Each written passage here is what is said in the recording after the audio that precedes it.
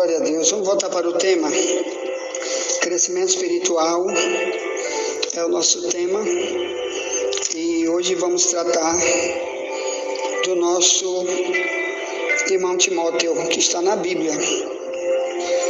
E que encontramos aí em 2 Timóteo 3,15. Onde está falando de uma criança ensinada desde cedo. Olha como ela pode ser um potencial para o mundo inteiro, para mudar o mundo, transformar o mundo, e também para essa criança preservar-se para a sua própria salvação. O Paulo disse nesse texto de 2 Timóteo 3,15 em diante, que o Timóteo descobriu, através do ensino bíblico, as sagradas letras, quer dizer, tudo que está escrito na Bíblia, as mensagens, as promessas, que podem fazer ele, o Timóteo, sábio para a própria salvação dele. Então, aqui, meus irmãos, quando você preserva as palavras bíblicas, e aí você começa a entender o que é salvação, então tu vai cada dia mais procurar saber como Timóteo fez, e armazenar para ti esse saber, que Paulo chama aqui, fazer-te sábio para a salvação. 2 Timóteo 3,15. Então, você vai escapar da vida eterna sem Deus, que isso aí é salvação. Mateus 25:46, que Jesus disse: uns vão para o tormento eterno, outros para a vida eterna. Então, existe um tormento eterno. E quando desde cedo você ensina isso também para a criança, além de outras coisas, que existe também um tormento eterno e que a criança tem que cuidar da sua salvação, que desde menino Timóteo aprendeu isso. Olha, cuida da tua salvação, não brinca com tua salvação. Então, irmãos, ele decidiu levar isso até na sua maturidade. O quê? Vou cuidar da minha salvação. Então, olha só o que aconteceu aqui. Em 2 Timóteo 3, Paulo diz: verso 14, tu, porém, permanece naquilo que aprendeste e de que fostes inteirado. Bem, primeira coisa que a gente tem que entender, como eu disse no outro áudio, quem foi que ensinou pela primeira vez o Timóteo? Foi dentro de casa, na família. Quem foi que ensinou? 2 Timóteo, capítulo 1,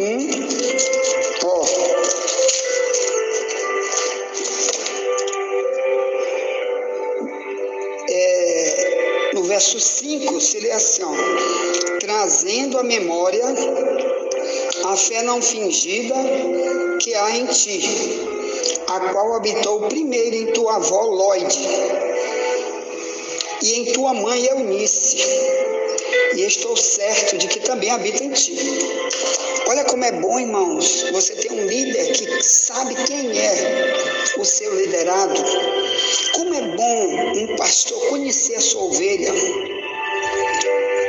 Você sabe que hoje é tão difícil um pastor conhecer a sua própria ovelha, por vários motivos. Um deles é que as igrejas de hoje, elas são de 1000 membros, de umas igrejas muito grandes. Como é que o pastor vai saber qual é o comportamento delas de manhã, de tarde, de noite em casa?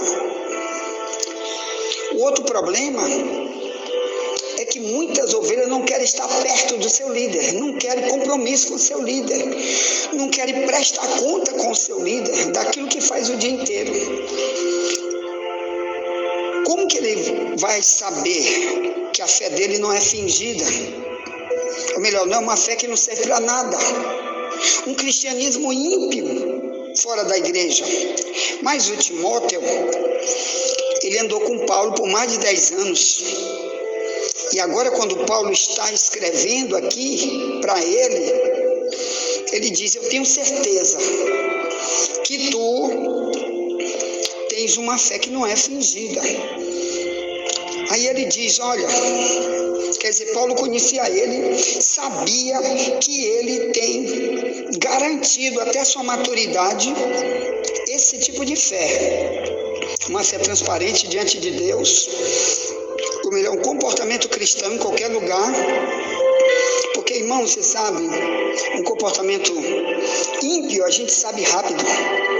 Agora, um comportamento de um servo de Deus é difícil, porque o diabo não deixa as pessoas saírem comentando por aí e testemunhando, dizer: eu vi o irmão sendo bondoso com os outros, eu vi o irmão sendo amoroso com fulano, com ciclano, eu vi o irmão pregando o evangelho, eu vi o irmão se doando, se santificando. Quer dizer, o diabo não vai deixar as pessoas dizerem isso para ninguém. É muito raro Satanás permitir as pessoas dizerem isso.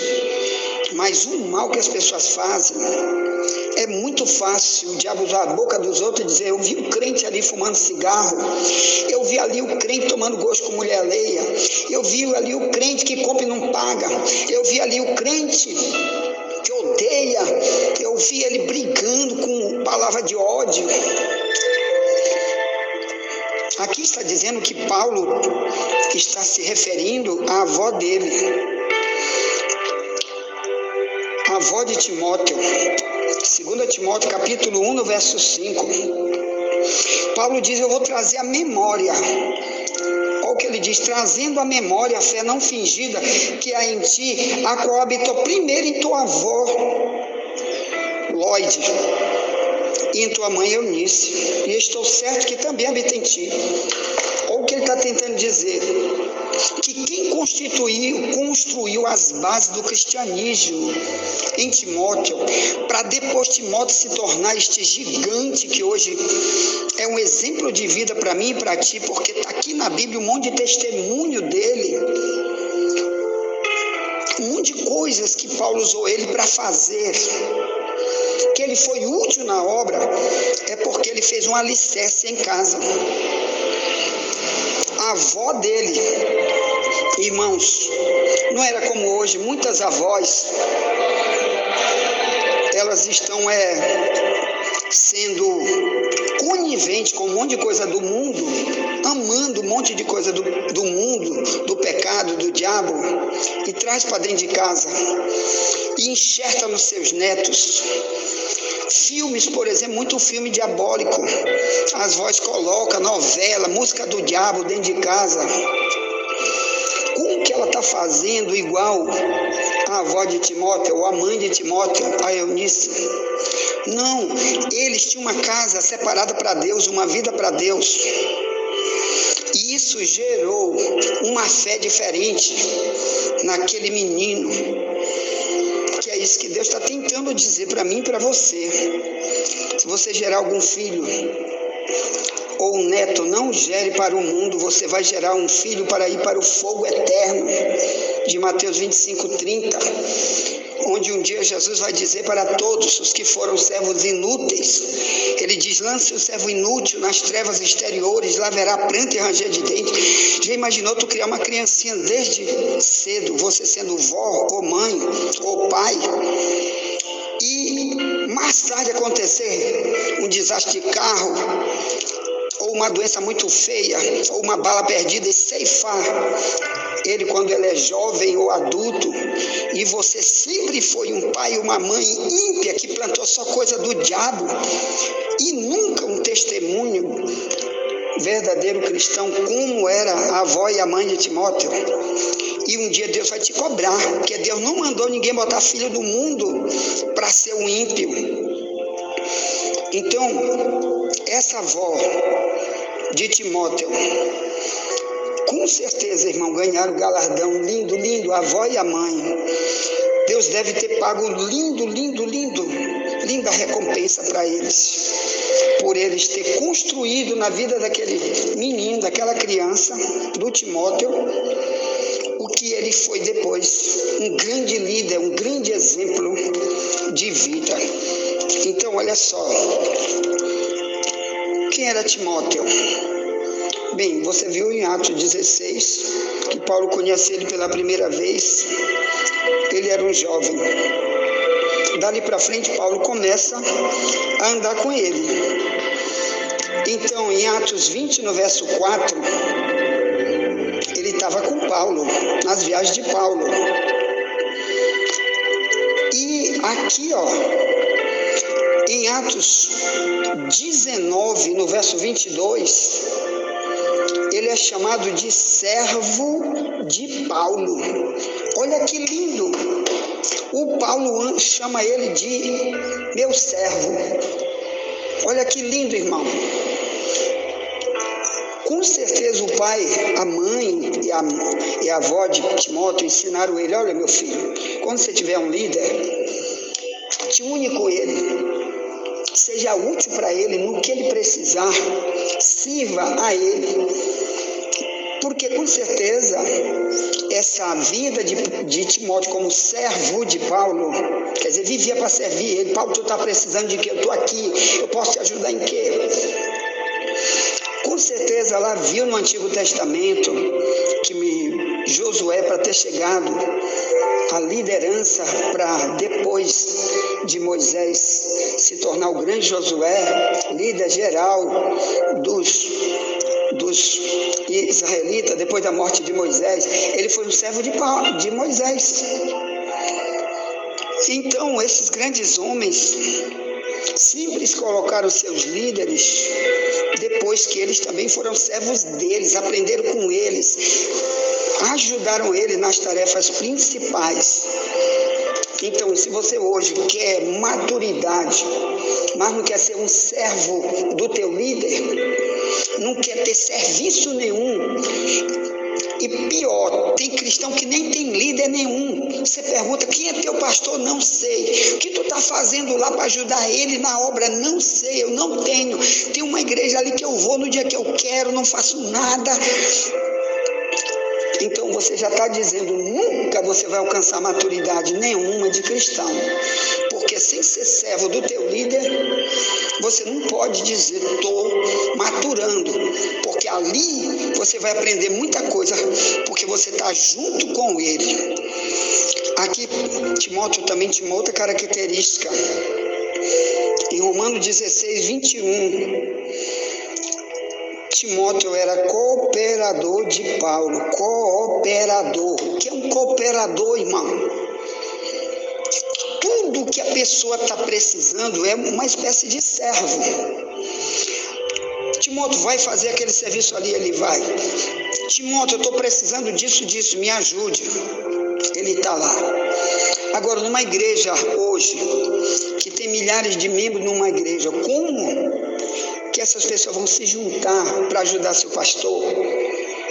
Como que o pastor vai dizer: eu estou precisando de ti? Não, quando ele fala, ele diz: estou precisando da igreja. E a maioria não vai servir para nada, não vai ajudar em nada. Como que Deus vai ver em cada um deles crescimento, se eles não estão ali para cooperar?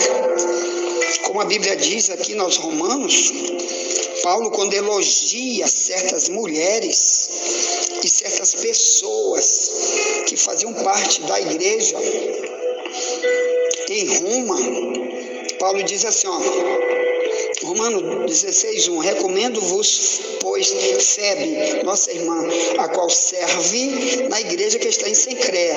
Cencreia é uma cidade onde ele tinha uma serva servindo, prestando serviço dentro daquela igreja. O verso 2 diz: para que recebais no Senhor como convém aos santos e a ajudeis em qualquer coisa que vos necessitar. Porque tem hospedado a muitos, como também a mim mesmo. Quer dizer, uma das coisas que ela fazia era isso: Paulo, tu tá vindo para cá, para Roma? Tu tá vindo para cá, para Cencreia? Olha, minha casa, pode vir para minha casa. Aqui tem o que eu puder, vou te dar aqui, Paulo.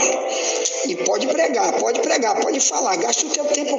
E na minha casa, quando tu chegar aqui, tem o melhor para te dormir. O que eu puder fazer, o pouco ou muito que eu puder, vou fazer para te ajudar. Sou cooperador.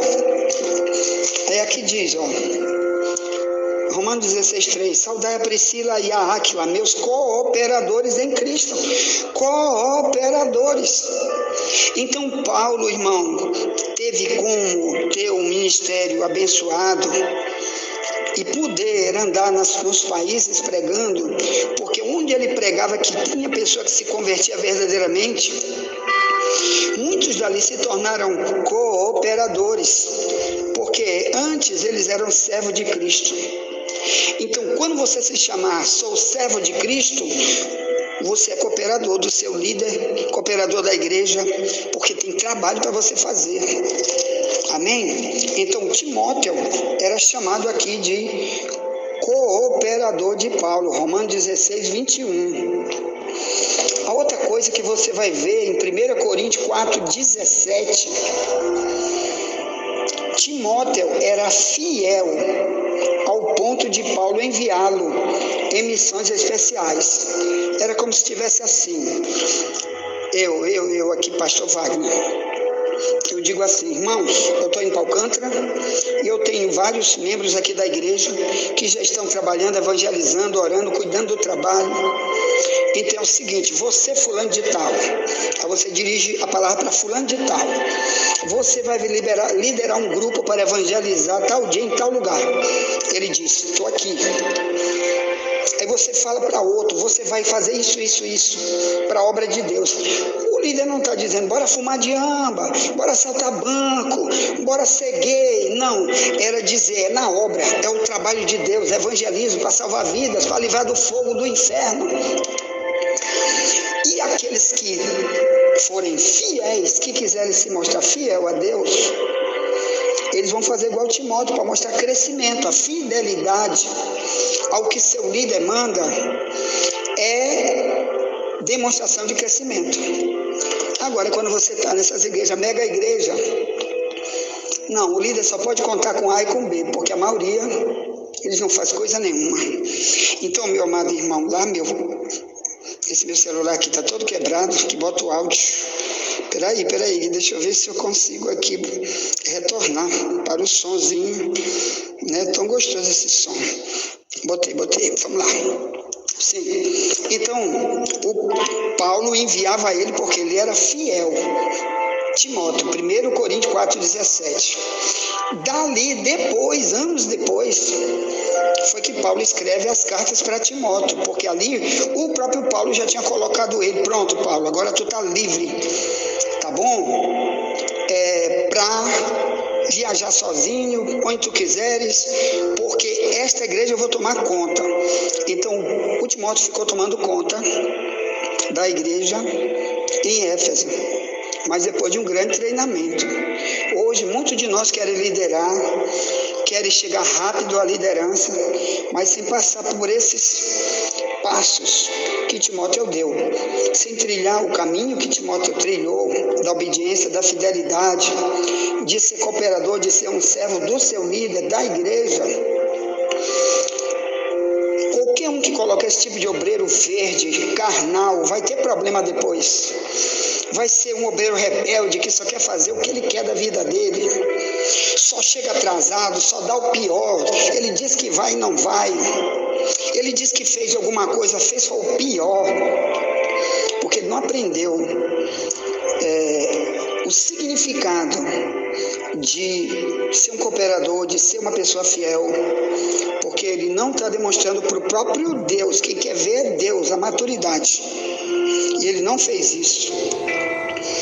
Então, aqui também, Filipenses 2:19 e em 1 Coríntios 16:10, Paulo enviava Timóteo, vai fazer isso, vai na cidade tal, pregue lá, cuide lá disso, explique isso, não, dê um discipulado lá.